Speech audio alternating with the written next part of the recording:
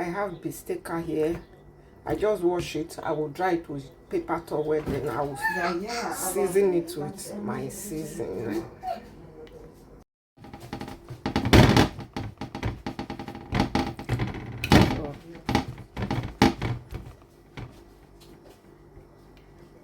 Seasoning, salt,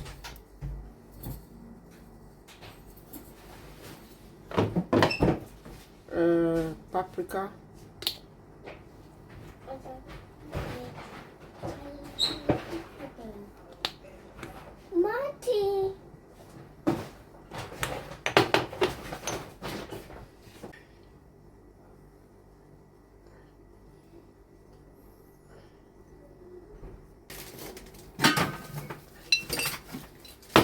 then